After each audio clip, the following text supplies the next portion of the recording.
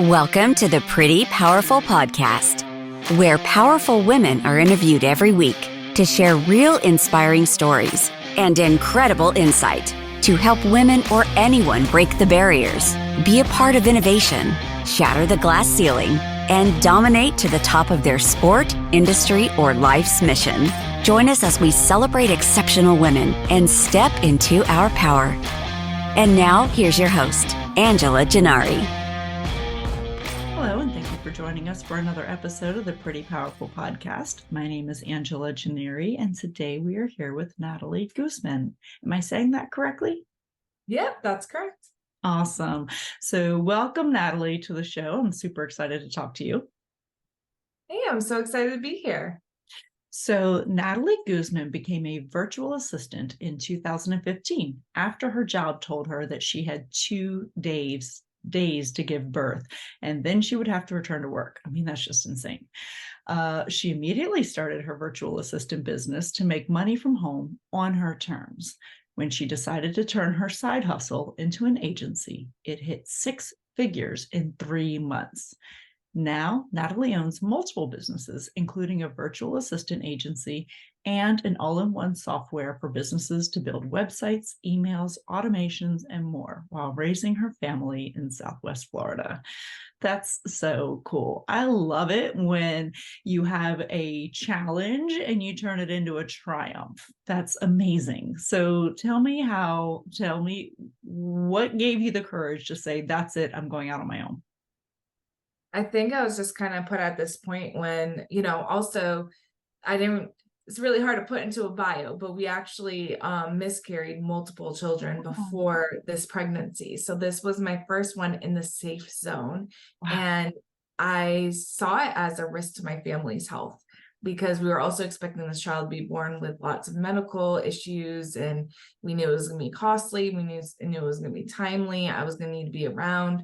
And so when they said only 2 days, I was like, yeah, you're putting my family's safety and their health at risk for me going to work 2 days, especially myself, where my body was actually having a really hard time carrying the child. And so I was just like, we're about to have a lot of medical bills. How are we going to make this money? What are we going to do? And how can I do it while staying at home with my child? Because that's probably what she's going to end up needing. Yeah. And so I just started searching for ways to make money from home. I found being a virtual assistant was very similar to kind of what I was doing for the company. Mm-hmm. And I found out I was really, really good at it. And I actually landed my first client while in labor, and we signed for a house all while we were in the hospital. Wow. And she was born at 2 pounds. So she was a tiny little thing. Wow. Well, gosh. Okay. I don't even know if I want to start with congratulations or OMG or what, but All the feelings. all of it. So, okay. So I'm still stuck on this idea that your employer said you have 2 days. That to me is just astounding. Like, who has that audacity to say? And it was a woman. It was a woman that told me. Wow, really? Yeah, she did have children of her own. Mm-hmm. But still, that was a woman was very, very surprising to me. And that company is now bankrupt. So they got their permanent. Yeah. Wow, that's amazing. So, okay, so you said, okay, enough is enough. I've got to focus on my family. This is my opportunity. This is a miracle child, right? Like this child needs all of your attention. And so at what point do you say I need to start balancing? Like I need to be able to make money, but my family needs me. So, as a mom, I think this is a challenge that we have all the time where it's like, how do you balance being a mother, but now also being an entrepreneur, because that takes incredible guts. Yeah, I think it was actually really, really easy for me to be a virtual assistant while being a mom because I was doing all the things that moms do, right? Yeah. Actually, my first position was a family manager, so as a VA. So I was making appointments for people. I was scheduling medicines and putting it into their calendar. I was ordering school supplies on Amazon, and this family lived in across the US from me. Okay. So I just did everything online, like ordered their groceries, ordered their school supplies, everything you do for your own family, I did for them. Wow. But it allowed me to like really just create an income while being on my phone. So I could be, holding my child and just on my phone doing these things. And it was the best thing for me. And I don't do anything easy. 12 months after my daughter was born, I gave birth to my second child, who was Wow. also a preemie and was 3 pounds. Mm. Um, so I think it was once they were kind of at school ages when I decided to do the agency, because I knew that was going to take a lot more of my time and my effort to actually grow a business. So in the beginning, I just stuck to just helping a few clients and really honing my skills and trying to help them while raising my kids. Okay, very cool. So I've never heard of this concept, a family manager, but I love it. That sounds amazing. That sounds Everyone like needs one. something, yes, I mean, that's freaking cool. So somebody else can do a lot of that stuff that, especially if you have two working parents out of the house, it's those little things that pile up that you feel like you never have time to do. And then you have a little tiny bit of downtime on like a Saturday, and you're spending all of your time doing stuff like that and not spending time with your family. So I actually think that that's brilliant. So very cool. Well, how awesome that you could help out in that way, but also they're helping you by giving you an income that you can support your family with, and Exactly. the opportunity to be home with your child. So that is just the best of all worlds. I love it. So then you reach out and you decide to start this agency. And so what was the thought process behind the agency, and how did you launch that? Yeah, so I had been saying for like a whole year, I was telling my husband, if I did an agency, I would kill it. I would Yeah. get so many clients, I would have a huge team. I was like, I just know I can do it. I've been doing this for like 2 years now, and the kids are, kind of getting that daycare age. And I was like, I could totally do this. And so I just was like, you know what, we're gonna do it right now. I'm gonna stop talking about it. I think Yeah. my son, I just felt comfortable leaving him with other people. And then that's kind of when I was like, I have some free time on my hands. Let's do this. Yeah. But I like to say I mom bossed too hard. I got 7 clients in 1 week, Oh my which gosh. some were at like full-time hours. So I had to hire 2 people within like 15 days of that. So it was absolutely insane. When it did grow, it grew very, very fast. When you go from being, a one woman show, you're your own boss as a virtual assistant, at what point do you say, I'm going to take the leap and become an agency? And what was that process like? Yeah, so my kids were a couple years older at this point, and so they were at that point where I could actually put them into a daycare. I could leave them with other people that I trusted. And so I felt comfortable, starting the agency because I had a little bit more time on my hands, because as we know, running a business takes a lot of time and energy, especially in those beginning stages. But I mom bossed too hard. I got 7 clients within 1 week, and then I had to hire 2 people within 15 days. And it was Wow. just this crazy like domino effect that really just started the growth of my business, and it just kept on growing really quickly. That's so amazing. So then when you started doing the virtual assistant, was it difficult to hire people, and or was that pretty seamless, because you could really show them exactly what it is that you've been doing and how you've been successful? So I think it was a little hard for me at first, because there's a lot of skills that goes into hiring and then actually transitioning people as well. I had never been a supervisor, I'd never been a manager. I was a brand new mom. And so even at that, you kind of get manager experience if you learn to ask for help. And I think that was the biggest thing, was delegating. Delegating tasks, getting them off my plate, and making sure I'm delegating them in a way that they understand exactly what they need to do and how to do it.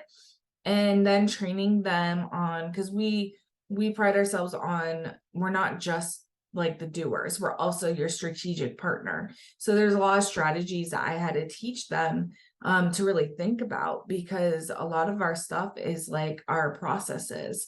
So when a client comes to me and is like, I have these emails, I absolutely hate them, I need to do something more, but I don't know what to do with them. So then we have to go there and think about all the different stuff in their process. How can we give value in this email? There's a lot of strategic things that go into it. And I had to teach them how to be that strategic. Yeah, it is tough though, isn't it? Like it's one thing to be your own boss, it's a whole other thing to be somebody else's boss.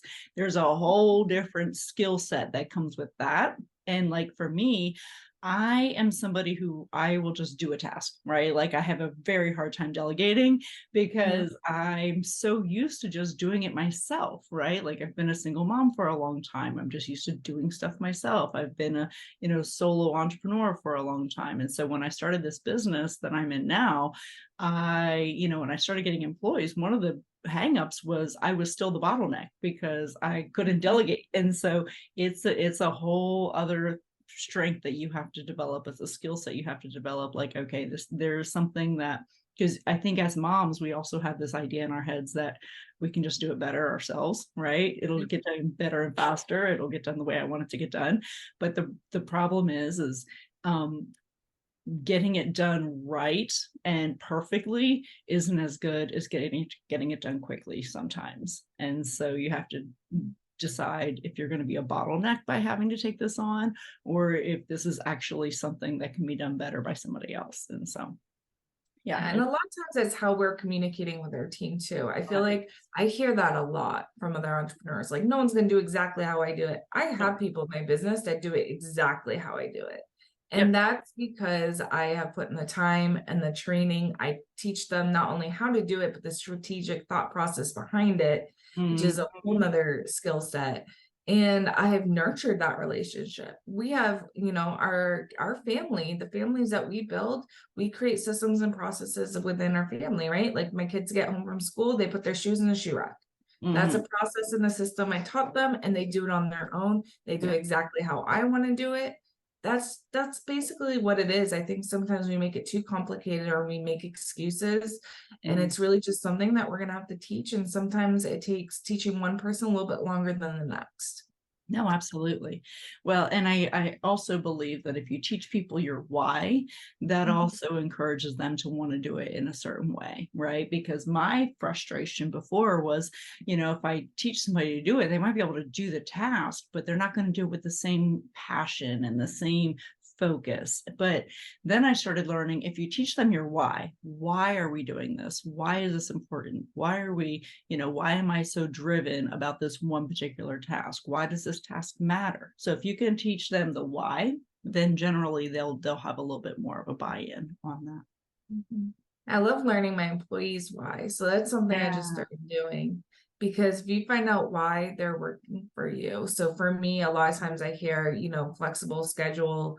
I'm able to have my kid on a meeting when I meet with you. And I'm like, yes, that is pretty cool. And so you get to find out what in your systems and processes are working, what's not working, or maybe you have them doing a task that maybe they shouldn't be doing. They should be trying to do something else. Like one person said, you've really grown my design skills. And I actually had them on more admin stuff than design. So then I was able to shift them to more design work, and they've been doing amazing. Awesome. So do you primarily hire other moms? Like, do you find that moms have this more that tenacity, or are you looking specifically for other moms? Yeah, so I have women and men. I have caregivers, I have moms, I have dads, I have single guys, I have a whole mix of a team.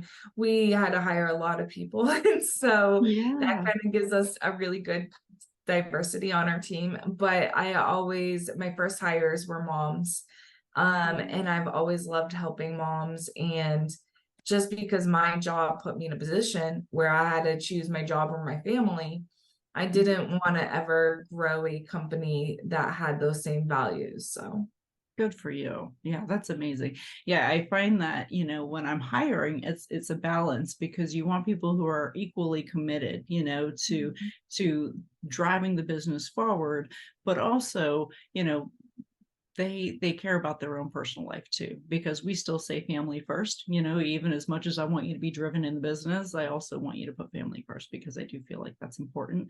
And for people who don't have kids, you still need to have that, have your personal interests, have the things that you're passionate about outside of work too.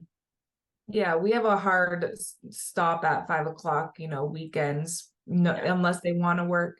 they can, but I always we had clients at one time, we didn't always have this rule. Clients would text us at 2 a.m. in the morning. And so we had to put in those hard boundaries to protect our employees and to protect myself as well. Because it gets to be too much when you have, especially a business where you're dealing with multiple clients at once. It's really easy for boundaries to be crossed or not to have boundaries and everything go haywire. So boundaries are definitely really important in any business. So how do you deal with the time zone differences? Because I imagine you have clients in other time zones. Yeah. So we have clients all over the world. We do have some VAs that like to, so how our team works, it's a little different, which is why we get away with this. Yeah. So instead of you getting assigned to a VA and you guys just kind of go off and do your own tasks or whatnot together, my agency assigns you a project manager. The project manager is the one that meets with you. They get all your to-dos, and they'll create your SOPs. They'll just really be your strategic partner. And then they will give the to-dos to the rest of our team. So we have graphic designers, copywriters, admins, website designers, automation specialists. They will give those tasks to them. They'll review them. They'll check in on them, and then they'll report back to the client. So the client doesn't have to manage like 20 VAs at once. They have a project manager do that for them. That's a fantastic business model. I think that's genius. Yeah. So, okay, so then I'm going to pivot. So you go from the VA model to website design and more of that automation. How did that come about? Yeah, I think especially after the pandemic, we saw so I'm pre-pandemic for VA. I call myself a dinosaur for the virtual assistant world because most people started after the pandemic. Right. But we saw a increase in online businesses, obviously, and they were all needing websites and automations, and their email marketing was a really big topic back then too. And everyone all of a sudden had the time to put their thoughts and put them together, but they need someone to actually do the work and design it, and someone that had a little bit more knowledge too than them because they were just learning about this.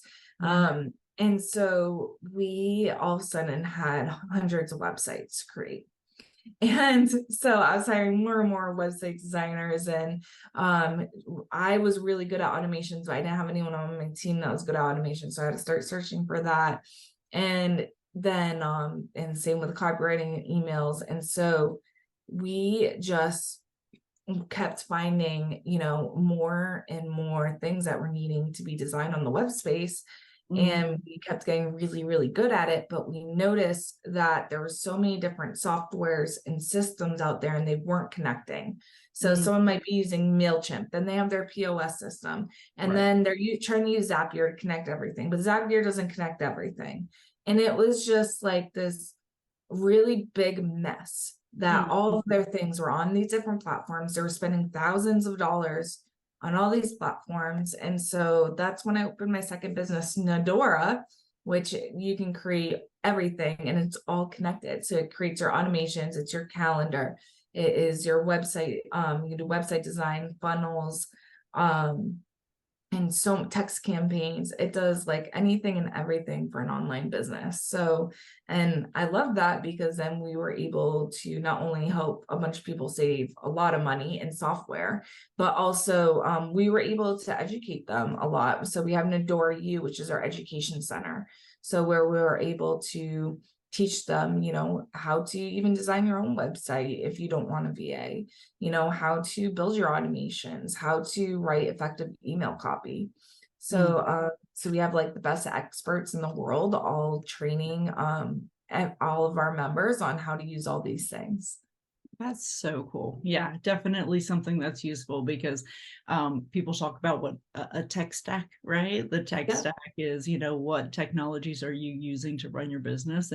And one of the frustrations is, we use a whole bunch of different technologies and they're all super useful as a standalone, but they don't talk. And so you're right. I mean, that is a challenge. You use Calendly for one thing and MailChimp for another thing, and your CRM for another thing. And you're right, there's no automation. So that's brilliant. Good for you. Thank you. So as you're setting that up, Tell me what the process is when you start building out technology. Did you hire that out to, or did you have those resources in-house? Yeah, so so are you talking about when we built Nadora? Mm-hmm, mm-hmm. Okay, so yeah, so when we built Nandora, it's a white label software that we had a website developer come in, who is on our team and Yeah, was able to add a bunch of extras to it. good. And so that way, made it more unique and also geared towards the needs that we needed. Very cool. Yeah, that's brilliant. All right. So as a small business, how can we then automate our systems? Like what is a good strategy to start automating your systems, and what systems can be automated? What can you do to integrate? Oh my gosh, you can do hundreds of thousands of automations. We save 32 hours in automations a week. Wow. So, yeah, which is insane. Yeah. So just think about the tasks that you or your team is doing every single day, and there's a very good chance they can be automated. Not everything should be automated, but most things can, especially your emails. So if you don't have emails automated, you should, especially with your onboarding, your lead generation. Those are the two biggest ones that are so easy to automate.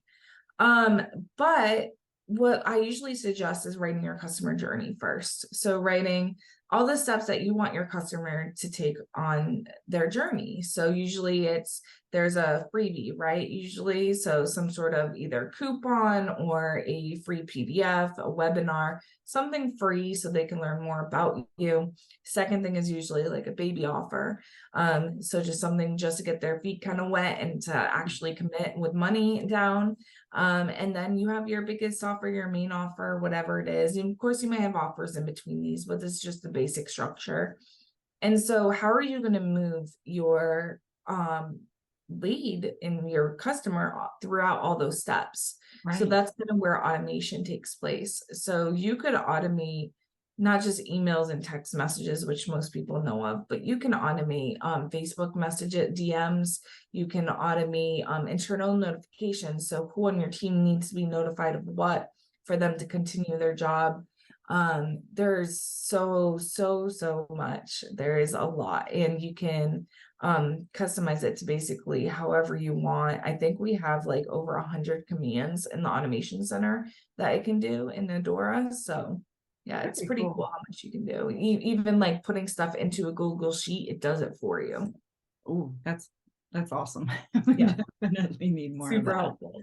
Yeah, seriously, because I think our tasks that I have set up right now are just so manual. It's pretty aggravating. So it would be nice to be able to automate some of that. Yeah. Okay, so do you have any success stories that you can talk about from like other clients who have implemented this? Yeah. So we have, I think one of our biggest clients is actually a landscaping company. And so, but they're not just a landscaping company because she owns four other businesses. And Wow. so, yeah, so they started out on NG virtual assistant or VA agency. And so they used us because we were able to handle, a lot of work at once with having the project manager and able to really track all those different businesses. And then she was needing this, she wanted to build this invention that basically was going to be the Craigslist for the tree world. And so it's called the One Stop Tree Shop, and we actually built and designed it. And it was so much fun. So basically now you can post job postings, you can put equipment rentals, and it's just basically everyone in the tree industry was using Craigslist. Craigslist is now kind of falling off. And so she built this just to be for the tree industry. And it's a really, really cool product. And we've been able to do a lot of really cool things for her. So it's been a lot of fun. That's awesome. Yeah, I love to see ingenuity, in the workplace, because most of the time when there's great inventions, it's to solve our Mhm. own problems, right? Those are the best inventions is, necessity. So good Yeah. for her. That's awesome. So who inspires you? Ooh, I would say probably my husband is my biggest inspiration, especially lately. Yeah. has the one that taught me, like I told you, I hadn't been a boss, I hadn't been a manager. He had all that and so much more. He's actually an assistant warden for a prison. And so if anyone knows leadership, it's Yeah. him. He is Mhm. probably one of the best leadership speakers I've ever heard. He should definitely go into it for a business. I tell him that a lot because he's just so good with his words and inspiring others. But he helps me so much with mine. Like, if I keep mentioning I have the same issue over and over again, he's like, you need to talk to your team, have a team meeting. You need to give them this. He'll give me a YouTube video, do this lesson with this PDF, and, and get them back on track. And it's just been the coolest thing to really hone my leadership skills, because with technology, that stuff comes so easy to me. But being a leader is not natural for me. Yeah. So Yeah. Well, good for you. So I had read in your previous in another bio that I read of you, that you were once a foster child. Is that right? I was a teen in the foster care system. So my mom, my stepfather, they went through a divorce when I was 14, and it was really hard on my mom emotionally, and I ended up going into foster care. And I was in there until I was 17, and when I got out of the foster care system, and I got my own apartment and lived on my own, which was pretty insane, especially now that I have my own kids. I'm like, I was a wee baby. I know. So it was definitely a crazy, crazy part of my life and a crazy part of my journey. Well, and what I have so much respect for is that in the foster care system, so many kids get lost, right? Because you don't have that nurturing and you don't have that guidance that you would normally have, especially in those critical teen years. And so for you to be able to pull yourself through that and then also create what you've created is just amazing. Yeah, it was definitely one of the loneliest experiences. Like, I can't even imagine, I can't even explain how lonely I was in those years. And it just felt like everything was on my shoulders. Everything was my responsibility, which it was. Yeah. And I had to find a way to get myself out and get myself on my own. And so I think that just kind of showed me that there's always a way. And with enough research and actually putting that research into actions, that you can basically get yourself out of any situation. Yeah, good for you. Well, and I've studied foster care because I actually my degree is in criminal psychology, but also child psychology. So I studied children who have gone through some really tough circumstances in life, and I did my internship with the Department of Juvenile Justice, interviewing a lot of these kids who, it was either foster care or incarceration, right? And so for a lot of them who are in these really tough households, and so it's really challenging. So I can understand the loneliness. I was on suicide watch for several children, and dealing with parents and dealing with the system, and it's really a broken system. So how can people help foster children, especially our teenage foster children? What would you recommend in helping? Yeah, so there's a ton of different programs, and actually, I'm part of some of them. So one of my favorites is, depending on your state, you can be a guardian ad litem, which is basically, you can it's like 10 hours a month, and especially in Florida, and you can just go evaluate the case, and you're basically an advocate for that child.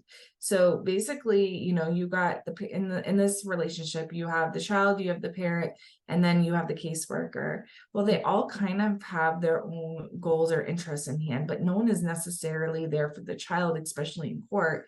And so that's what a guardian ad litem is. And was really actually a simple process to go through. There is a lot of training involved, but I am absolutely loving it. It's just a really good way to advocate without actually having to be like a foster parent. Of course, there's so many needs for good foster families, but it's definitely not easy. So it's something I always say to think about. But there's a lot of organizations, so just check your state and find out, especially if you own a business, even talk about with caseworkers about hiring children in the foster care system, because a lot of them can't go to jobs because they don't have a vehicle, or the foster parents don't want to take them. And so if you have a job that's mainly online, you can definitely hire foster children. Wow, that's amazing.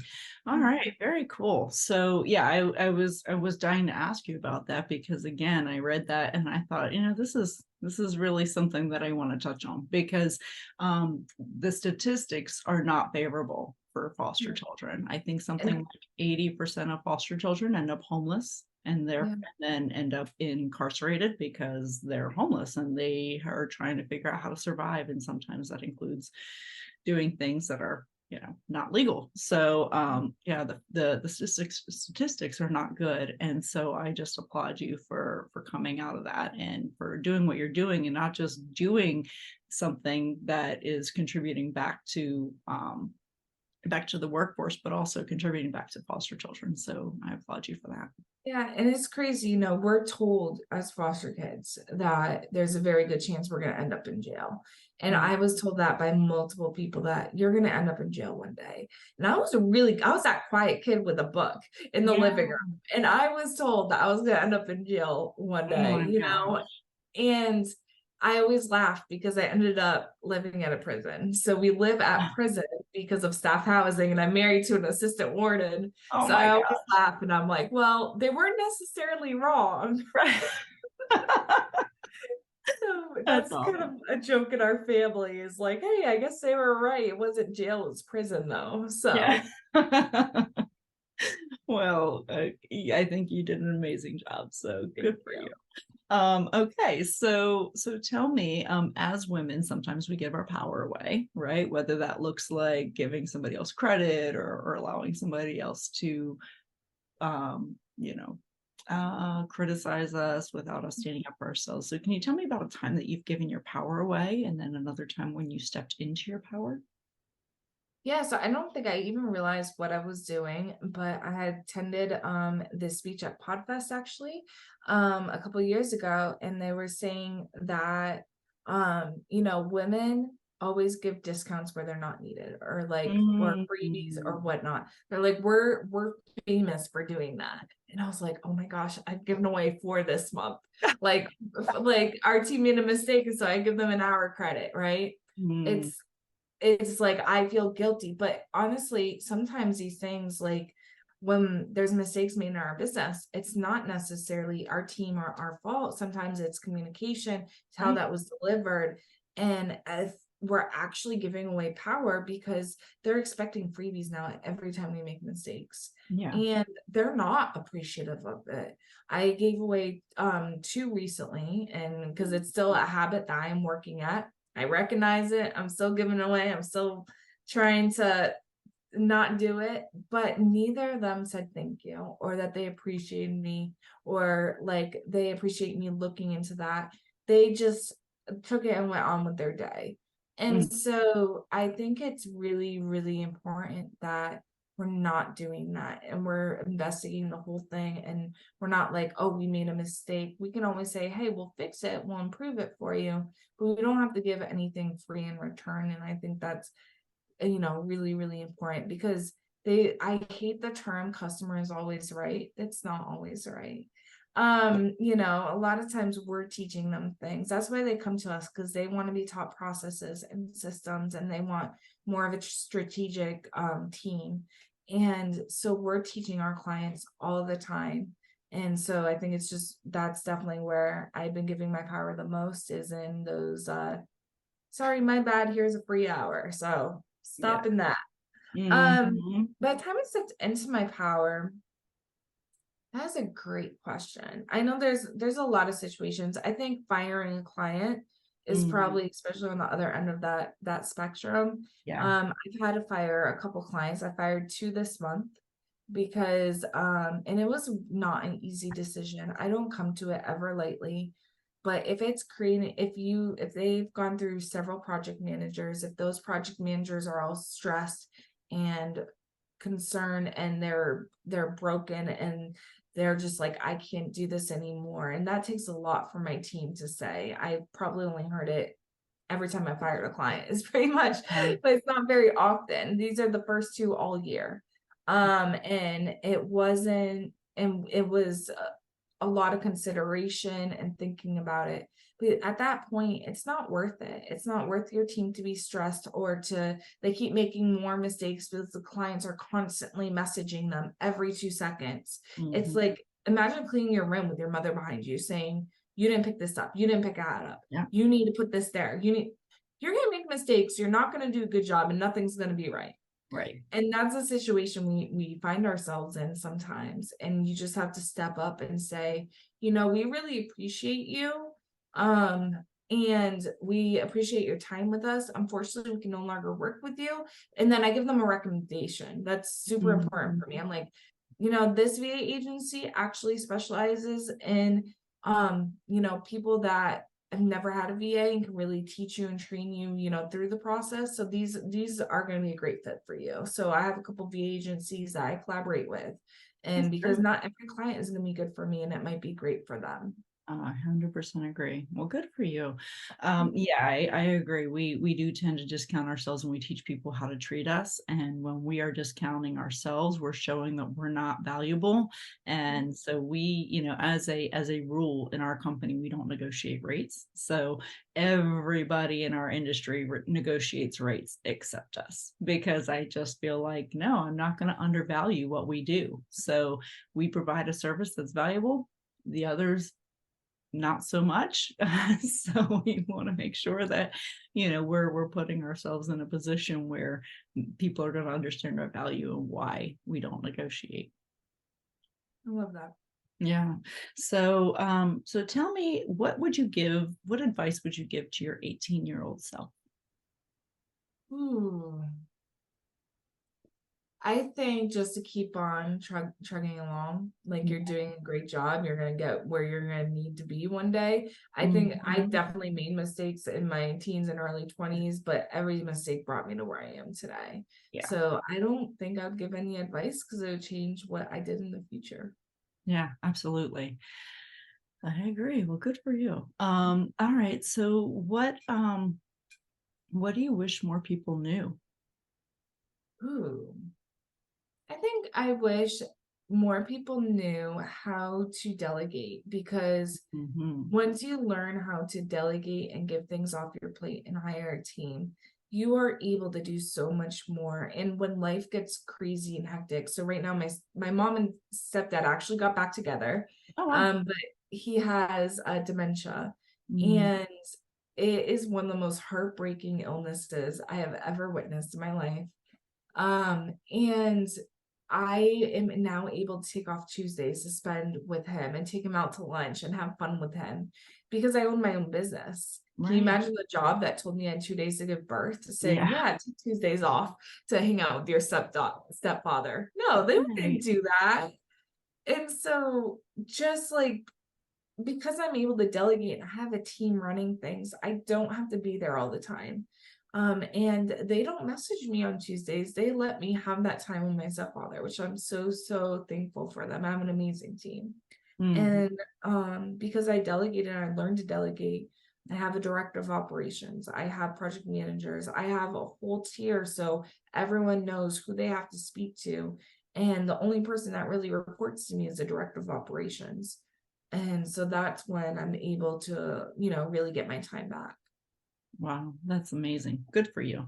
Yeah, I agree. Having that time is precious. I'm like I said, meant earlier, I'm a single mom. And so for a long time, I've had my business for 8 years. And when my son was really little, I would make it a point of being home to get him off the bus every single day. So that meant me coming home, leaving my office, driving, 40 minutes home so that I could be home by 2:30 or 3 o'clock and then get him off the bus. And then that would also mean that I'd have to work after he went to bed. But that time, that precious little time, you'll never get back. And so it's so beautiful that you recognize the time that you have with him is just irreplaceable. It's Yeah. priceless. So well, good for you. So, thank you so much for your time today. I've really enjoyed talking with you and I've gotten so much value out of it. So, I wish you so much success and I just hope you just keep building your team and building and doing more businesses because you're brilliant. And I think that you have so much to offer. Awesome. Thank you so much for having me. I had so much fun. Yes. So tell me, how can people find you? Yeah, so you can find me all over social media. It's Natalie Guzman. So make sure to put the ITS in front of my name. Mhm. And then the businesses are ngvirtualassistant.com and nadora.org. Okay, very cool. Well, I wish you, like I said, incredible success, and I know you'll just continue to do great things. And thank you guys for joining us for another episode of the Pretty Powerful Podcast. And you can also find Natalie Guzman on prettypowerfulpodcast.com. All of her information and her links will be on there as well. So again, thank you so much, and I hope everyone has an amazing day. Thank you for joining our guests on the Pretty Powerful Podcast. And we hope you've gained new insight and learned from exceptional women. Remember to subscribe or check out this and all episodes on prettypowerfulpodcast.com. Visit us next time, and until then, step into your own power.